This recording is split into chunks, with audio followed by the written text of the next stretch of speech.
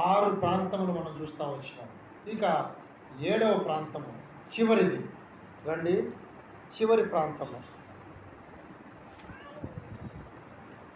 లూకా సువార్త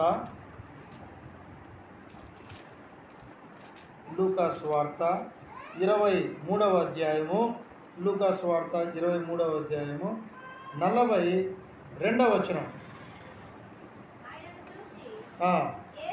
యేసు, నీవు నీ రాజ్యములోనికి వచ్చినప్పుడు నన్ను జ్ఞాపకము చేసుకొనుమనెను.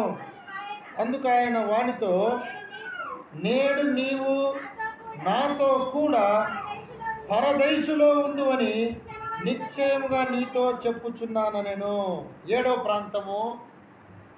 ప్రాంతము పరదైసు.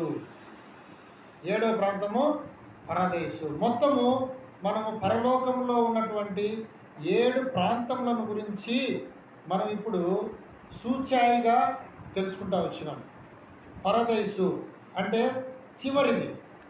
చివరిది పరదేశు. ఈ యొక్క పరదేశుని గురించి మనము రేపు వారము పూర్తిగా ధ్యానిద్దాం.